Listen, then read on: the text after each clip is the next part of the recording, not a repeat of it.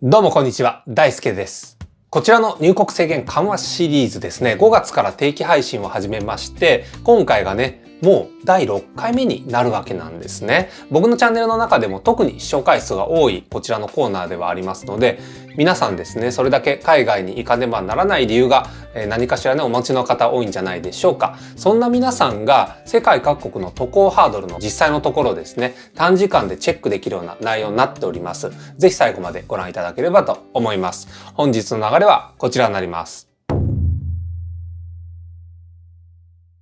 1、日本政府の渡航緩和の対象国16カ国ありますね。8月に関しては特に日本政府のね、外交の動きが見え始めたところでありますので、多くね、アップデートがあるかと思います。お楽しみください。2、観光産業を優先する国々ということで、今日はね、こちら18カ国ありますね。3、その他重要国ということで2カ国挙げさせていただきます。本チャンネルでは世界各国への渡航緩和の最新状況をお届けしてまいります。8月に入ってからのね、アップデートとしましても、代表的なところですね、こんな情報について発信をさせてもらっております。新規ビザ発行のね、ビジネストラック、レジデンストラックについての徹底解説であったり、海外から見た日本の姿がどうなんだとね、台湾が渡航リスクを引き上げた話、世界で初めて認可されたロシアのワクチンの話ですとか、世界最長ロックダウンのね、フィリピンに関する情報を積極的に上げさせてもらってます。本動画と合わせてご覧いただくことで、今世界で何が起きていて、その中でね、日本がどういった位置づけにあるのか短時間で知ることができる内容になっております。コロナ明けの海外行き待ち望んでいる方というのは、ぜひね、チャンネル登録をお勧めさせていただきます。それでは参りましょう。1からいきます。日本政府の渡航緩和の対象国16カ国あるということですけど、日本政府がですね、推し進める緩和の順序をですね、ビジネス、留学生、観光客っていうことですけど、ビジネス渡航緩和についてね、動きがだいぶ出始めていますよね。前回の8月上旬編では、ベトナムとタイでね、レジデンストラックが開始されたという旨、お伝えをさせていただきました。今回についてもね、それに続いたアップデートが多いという形になっています。まずね、動きを見ていきたいのが、茂木外相がですね、最近訪問されたシンガポールとマレーシアなんですね。このチャンネルでもね、速報という形でそれぞれお伝えをさせていただきました。シンガポールは9月から、長期出張者を対象としたレジデンストラックですね。あとは短期出張者を対象としたビジネストラック。この2つを開始する旨が外務省から発表されております。そしてマレーシアも同じく9月から長期出張者を対象としたレジデンストラックのみではありますけど、緩和がね、予定されているということが発表されました。このね、レジデンストラックとビジネストラックというスキームは、PCR 検査やね、2週間の隔離措置などの一定の条件に従うことで、ビジネス目的での渡航を許可していこうねと、新規のビザの発行までも許可していこうねという枠組みになっているんですね。詳しくはこちらの徹底解説動画見ていただけると、短時間でね、これも深く理解できる内容になっております。概要欄にリンクを貼っておきますね。続きまして、カンボジア、ラオス、ミャンマーについては、8月の20日から25日までですね、茂木外相が外遊予定になっております。人的往来の再開に向けた意見交換が行われる予定であるという旨がですね、外務省のサイトで発表されています。シンガポール、マレーシアっていう流れで来てますんでね、次にこれらの国々で何かしらの動きが出てくるということが予測されますので、引き続きウォッチをしていきたいといったところになります。そしてですね、韓国に関しては外務省からの正式な決定情報でしたり、会談が行われたっていう通達は外務省からはないんですけど、一方でですね、聯合ニュース、こちらで日韓の両政府の間でね、企業関係者の入国制限緩和の交渉進んでる、こんな報道がね、確認できております。ですので、こちらについてもね、何かしらの動きが直近で出てくるんじゃないかなというふうに見させてもらってます。で、個別に報道は確認できてないんですけども、この他にもですね、オーストラリア、ニュージーランド、中国、香港、マカオ、ブルネイ、モンゴル、台湾、これらの国々はね、順次交渉を進めていくという日本政府の姿勢ではあるようですので、これらのね、動きにも今後注目をしていきたいといったところですね。そして相変わらずですね、観光客の受け入れに関してははまだね辛抱強く待つ必要があるんじゃないでしょうかね。特にねアジア圏、オセアニア圏については世界的に見ても感染者がね少ない方ではありますので、各国ともにね開国については慎重派っていうことなのかもしれないですよね。では次行きましょう。2、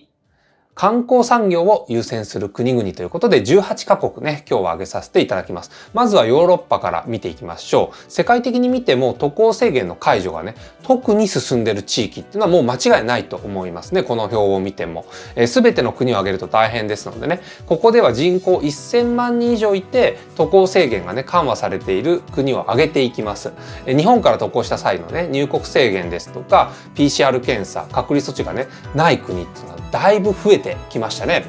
こちらです。イギリス、フランス、スペイン、ルーマニア、オランダ、チェコ、ギリシャ、スウェーデン、ポーランド、ポルトガル、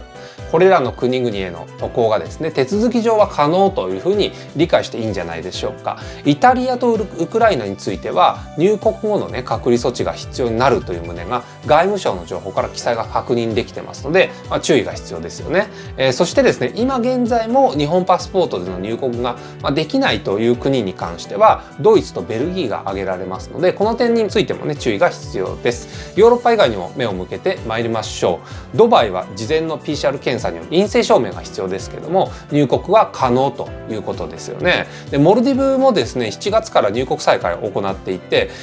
直近でもね特に気になるニュースは出ていませんので、これはね運用がうまく回り始めてるっていう可能性ありますよ。引き続き要ウォッチではありますけども、そもそもね渡航先が島のねリゾートということなので人と会わないんでね、このまま安定していくんじゃないかなっていうふうにも思いますけどね。でね、ハワイに関しては先日の動画でお伝えしました通り感染第2波の兆候が見られますんでね、ここ数ヶ月は厳しい状況が続いちゃうんじゃないかな、そういう可能性を感じますよね。で現在入国はできるんですけど隔離がね必要な点注意していただきたいんですね。ハワイに関しては先日動画で最新情報をまとめていますので、こちらもね深く知りたいよという方はぜひご覧いただければと思います。概要欄にリンクを貼っておきます。そしてですね、ここに来て動きを見せているのはですね、インドネシアのバリ島なんですよ。でバリ島の産業構造のうち観光業が占める割合っていうのがね、インドネシア全体の GDP のうち約 5% ということでして、でね、この 5% の大部分に関してはバリ島が牽引しているというね、こういう状況なんですよね。そういうこともありまして、バリ島のみではあるんですけど、外国人の観光再開、こちらですね、9月の11日に予定されているという報道が確認できています。これもね、うまく予定通りね、進んでくれるということを祈るばかりですよね。では次行きましょう。3、その他重要国。まずね、アメリカです。パスポート入国はできますけども、到着後に2週間の自主隔離が必要という点に関してはね、前回からのアップデートはありません。ただし、今回ね、追記をした点がありまして、日本の外務省のね、情報によりますと、滞在期間のね、限定、これ原則3日以内ということなんですけど、あとはね、少人数によるビジネスジェットの利用、あと訪問場所、接触者を限定するなどね、こういったところを条件にして、一部ね、入国を認めていこうねっていう、こういうような方向性での検討、開始されているという状況だと理解しています。これはね、アメリカのみではなく、欧州、ヨーロッパについても同じことだということですね。で、世界的に見てですね、日本の水際対策、特に外国人の入国に関しては厳しい措置をね、講じている状況ではあるんですけど、このあたりのね、政策に具体的にどういうふうに乗り出していくのか、日本政府のね、動きっていうのを注目していきたいわけなんですよね。次にですね、フィリピンに関しては一部の長期滞在ビザでの入国が8月以降可能にはなっているんですよ。逆に以前まではね、結婚ビザがなくても婚姻証明で入国できていたところが、今はね、8月1日から改めてビザが必須ということに厳しくなったようでして、ちょっとね、このフィリピンに関しては複雑な状況ではあるんですけど、観光目的の入国は今現在も残念ながら不可能というふうに理解をしています。フィリピンに関してはですね、改めて詳細を動画にしていきたいなといったところなんですね。ということで、以上入国制限緩和のね最新状況ということで8月下旬版のお話をさせていただきました。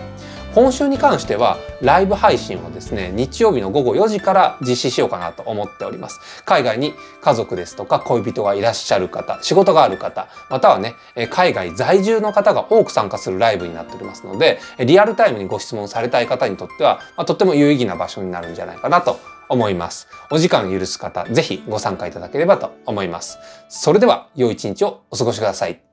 大輔でした。